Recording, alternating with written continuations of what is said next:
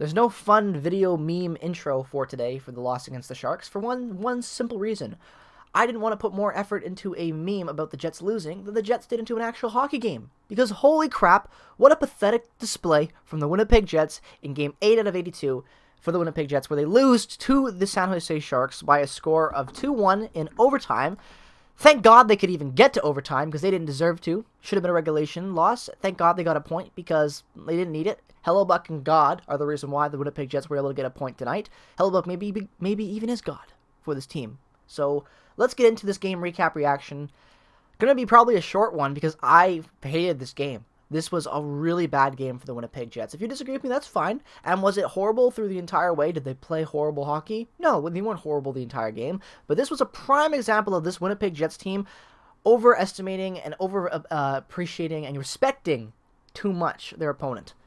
This Sharks team had, I don't even know how many players out with COVID today. It seemed like a lot from how much media coverage I saw from the morning to the start of the puck drop. They even had to delay the game to get players up to ice time, I believe, because of the COVID cases. Thank God that they have an AHL team in the same city and they were able to get players that were ready to go on a moment's notice. Because if they didn't, they could have postponed this game. I think I saw at one point that they were going to have 13 players dressed before the call-ins, which is bananas, but either way, they were able to get the game started. It started at 4:30 Pacific time for me, so instead of 4, and what a boring game. I want to just tell you that once we get to the third, you'll see how in-depth my notes are on this game, because God, anyway, either the horrible zone clearing today. The defense has been a problem all season long. We've talked about that extensively, myself and every other analyst that follows this team. I'm not an analyst, by the way, but everyone that knows anything about hockey has talked about it. The fans have talked about it. It's not good either way. It doesn't matter if you are an amateur fan or a professional analyst that's paid to analyze every element of the game of hockey. You know the Jets aren't playing good defense right now. For some reason, the defenders can play good offense and jump in on the rush and play good up there, but in their own end, everyone's just, forgets to play defense, and it's typical Winnipeg Jets hockey. Nonetheless, though, Helly bailed them out that entire first period, in my opinion. That first period was a vintage Hellebuyck performance. This whole game was vintage Hellebuyck. Even how they lost was vintage Hellebuyck, and these games pain me because he's such a good player, and the Jets are such a better team than that they showed tonight, and they just couldn't do anything. Like, coaching, this is a constant with Paul Maurice, and a constant gripe that I have with the coaching staff. When there are games like this, there is nothing done to shuffle it up. We saw Blake Wheeler is the guy they're going to throw into that top 6 to, make them play better hockey. Yeah, that's going to get them moving fast and the speed element back up. Like, come on.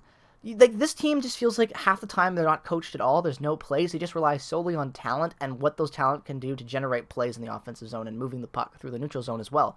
They do nothing when it comes to setting plays, it feels like. They just drive in, dump and chase bullshit for half the time, and it was just some good looks here and there for sure, but like James Reimer, they made look like a Vezina candidate tonight. And he was fantastic for a lot of good, made some good saves, but they also just didn't get dangerous scoring opportunities. So many on low shots, blocker shots, low shots to the knees. Nothing that was hard for Reimer to really have to make a big effort to stop.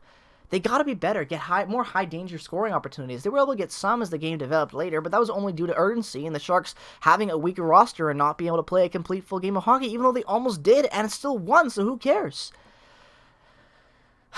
It just sucks, because this was an AHL-level Sharks team, you could argue. Like not a great team. They were missing a lot of guys, and the Jets just were like, you know what, whatever. And this has happened before. We lost to Scott Foster. An emergency backup. The Jets couldn't get any goals past. They just always do this. They always underperform against weak opponents. Constantly. They are one of the worst teams in the NHL for it. And I don't know why. It pisses me off greatly. But either way, moving into that second period, you get a great defensive play by the Winnipeg Jets. Not that goal, the start by, I believe it was Tomas Hertl. Holy crap. What a defensive collapse. That was one of the worst defensive collapses we saw in the entire game. And then you wonder why you lose. Like, come on. Come on. And that was the only goal we saw until literally like 4 minutes left in the third. 3.5 minutes left in the third. Kyle Connor gets an amazing goal. Like, I can skip the whole second period. That's what it feels like. But you go from the second to the third. More than half the game since that goal was scored 54 seconds in. Nothing. Boring. And it's not even like the goaltenders were fantastic. They just had low danger opportunities that they had to put away all night.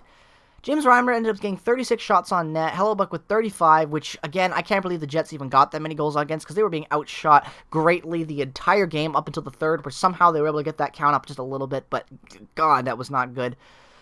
Just frustrating. This is just frustrating. This team just frustrates me. Like they always do this. They always somehow escape out of a game like this with a point. You guys notice that? Like, it's just typical Jets. Like, oh, horrible game? Oh, it wasn't terrible. We got a point. Hellebuyck kept us in and all this. They don't ever acknowledge the bad. Like, you're going to get Paul Maurice coming in and be like, you know what, there were some pretty bad missed calls, and I didn't like a lot of our play. We got to be better. But, at the end of the day, we got a point. Then we got to just move on from that. It's like, you can't move on when this is a constant. This is something that comes down to, like, I don't even know what. Why do you always play down to your opponent?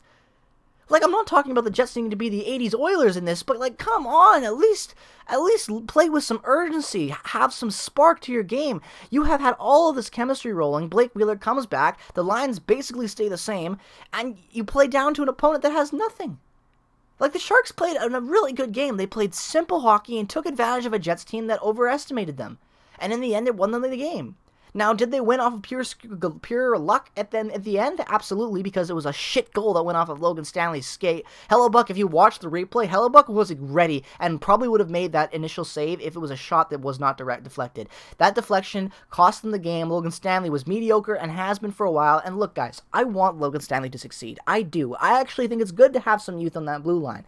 But when you have Ville Heinola just sitting there in the AHL playing great hockey, and you have Logan Stanley struggling immensely to start the season. He's had one good period. You could argue a game where he looked decent. Other than that, I wouldn't say he's been anything but mediocre and terrible for that bottom position role. And he hasn't even gotten an increased playing time compared to last year. So maybe just Dylan LaMelo sheltering him, and now they can't because he's really bad. Maybe, I don't know.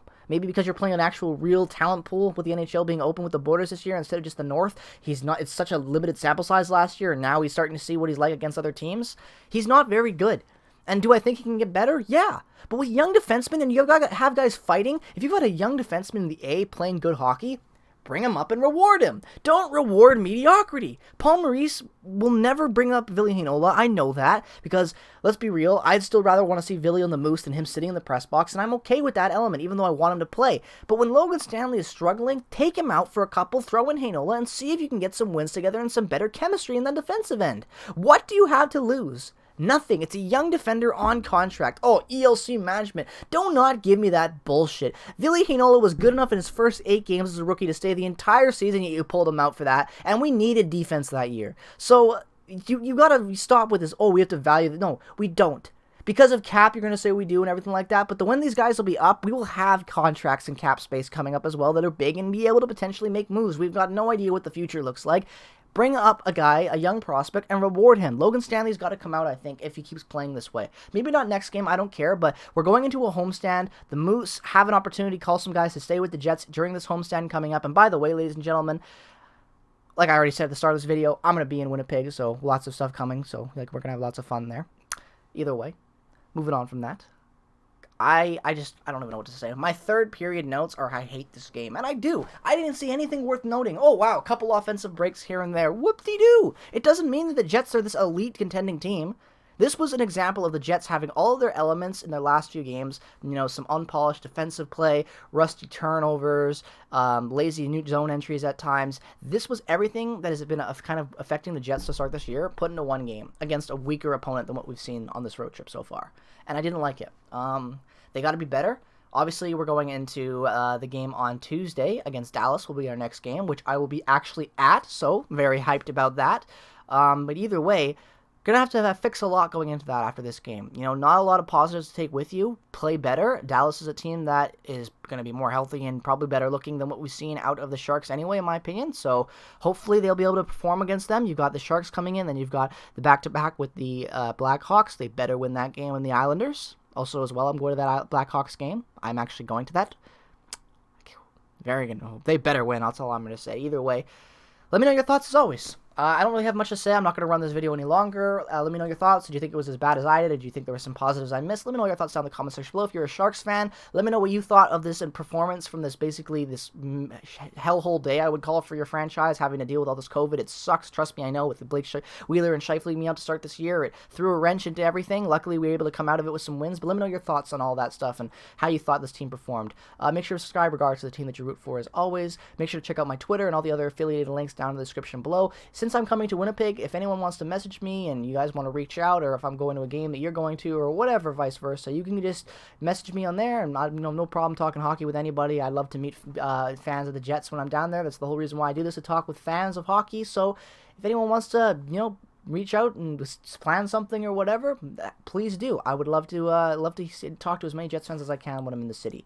So I'll have more information coming out about the trip and the type of content you're going to be seeing. Be very excited for the next week and a bit. Lots of stuff coming your guys' way. As always, have a great rest of your day. Peace, love, and positivity. And go Jets, go. Please don't break my heart on Tuesday. I'm flying all the way to Winnipeg. You better win.